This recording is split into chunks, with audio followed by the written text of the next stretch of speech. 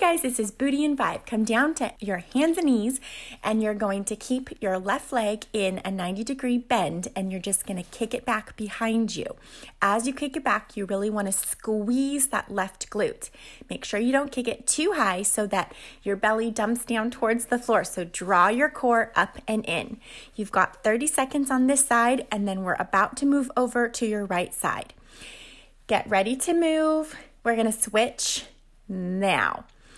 As you're here in this position, make sure also that as you kick that leg back, you're not listing or leaning too much over to the opposite side. So you really want to feel like you're holding your body weight right over your midline. So right over your belly button and right over your sternum and your nose.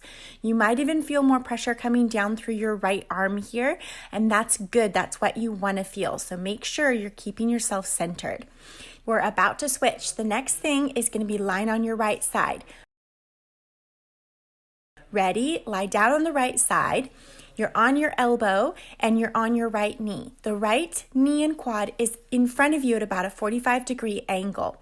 As you press your hips up, you kick your left leg back up and behind you. Again, squeezing that left glute. So you really want to open the front of the hips and you really want to squeeze the back of the glutes. This one's great because that bottom glute and hip is getting work too. We're about to switch to the other side. Get ready to go on your right side and we're going to lift it up and kick back and sit it back and reach forward. Hopefully from this angle you can see a little bit more how you are angled back when you come to sit down and then how you want to lift up and kick back as the hips lift. Just focus on your breath here, really engaging through the glutes completely. And the next thing, you're going to lie on your back and get ready for a bridge. Ready, go. Lie down onto your back and you're just going to lift your heels up and lower your heels down while you keep your hips lifted in bridge.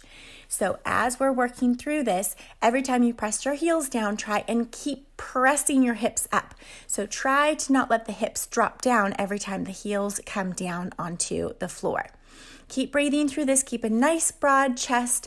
Draw your ribs down towards your hips so you're not flaring through the ribs here. So your core is connected. Walk your feet out. Lift your toes up. You're on your heels now. And we're going to turn our knees in towards each other and widen out. I've taken a wide stance, so I've walked my feet out towards the edges of the mat. This is awesome. You can really feel the work for your booty all over underneath you here. Again, keep focusing on breathing. Make sure your arms are active and pressing down into the mat. The next one is we're going to stand it up. So ready, pop up. I am using a hand weight here. You do not need to do this with a hand weight. You can just have your hands on your hips if you prefer. It's a single leg deadlift. We're on our left leg. As you lower down, you really want to focus on sitting the hips back so the knee travels right over the midfoot and not past your toes. And when you lift up, you really want to squeeze that left glute. I've added the twist at the top for a little extra balance challenge. Ready? We're going to switch to the right leg. You guys got it. And you want to try and get as many as you can in the short 30 seconds on each side. But you can see this is really challenging for balance for me. So it just depends.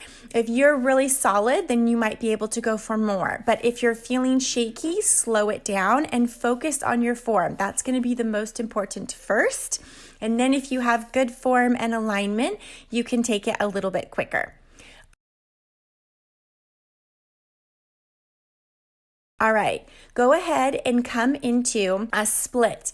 You want your back foot to be propped up on something. It could be on a chair. I have the box here. It could be on a bench. It could be on an ottoman. You want to be on the top of your foot and not on your toes. And as you go down, you're really thinking of going down and almost like you're sitting back because this is more like a one-legged squat than a lunge. So notice my feet aren't actually that far apart. So I'm really aiming my back knee down towards the floor in the box behind me. Switch sides and you can see I've grabbed weights. So just showing you different things that you can do. You can have the weights in your hand. You can do no weights. You could bring the weights up on top of your shoulders or overhead as you go down and up here. So again, focus on your breath and just squeezing through the glutes at the top. Try and make sure you're not tipping your hips from side to side as you go down and up. Try and keep them level. You guys are almost done.